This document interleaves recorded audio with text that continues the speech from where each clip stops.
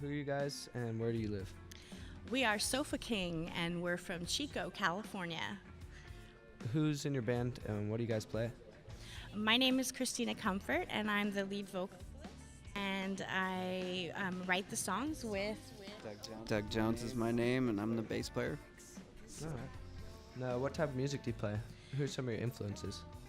Well, primarily we play soul and R&B, but we play a lot of funk. I think that our music really defies genre because we like to incorporate a lot of different sounds. If you had to pick one, I would say soul. Yeah. Soul music, dance music. Some of our influences. I like Marcus Miller. I like Geddy Lee from Rush. I love the Marleys. I like reggae. I like funk. Who else? Robert Glasper is somebody I really like lately. I would say probably, growing up in the 70s in Oakland, that my biggest influences are Earth, Wind and Fire and Tower of Power.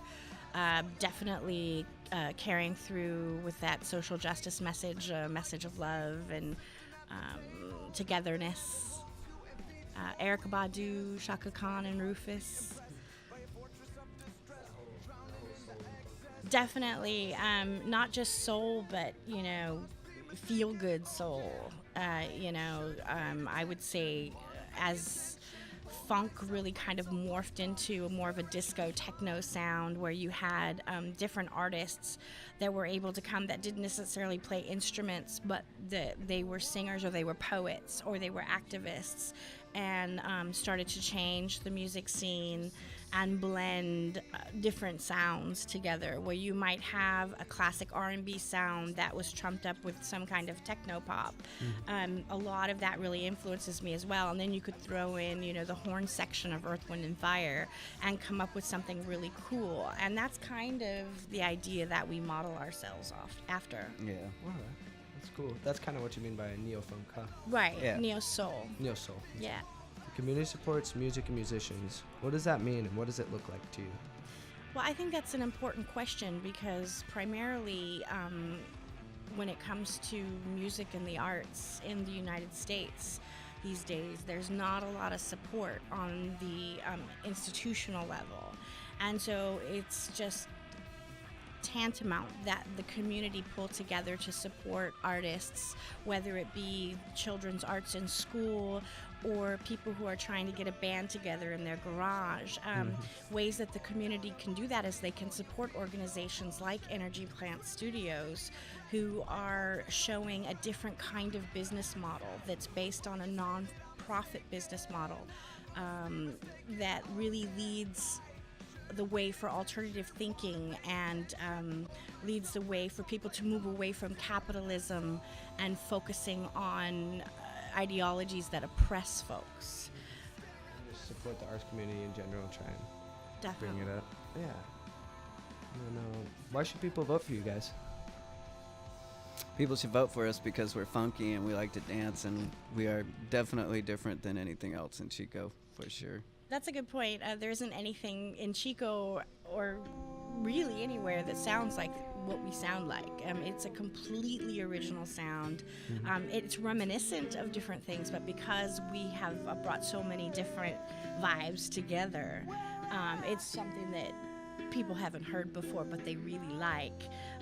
We also have a social justice message. Almost all of our songs lyric-wise are talking about ways for people to work together in their community. We are anti-racist activists. We're feminist activists. We work for the poor. We're involved in programs in town here to do outreach to communities that are underserved and in need. And we carry that message in our music. And by voting for us, you help that platform get out to the greater community at large. Okay. Sounds good.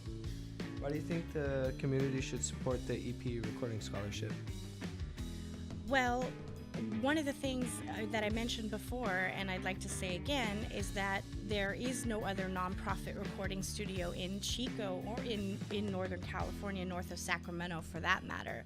And it's important to show folks that there is another way to exist and to work together as a community and create music and create art that doesn't involve oppressing people through capitalism. That's great. Very true. How do you think this scholarship benefits the local music community? Well, one of the things that I noticed right off the bat when I came to the grand opening ceremony of Energy Plant Arts was that the rates were very competitive. This is something that musicians can afford. Typically in this area, and musicians in general, when they're coming up, they don't make a lot of money.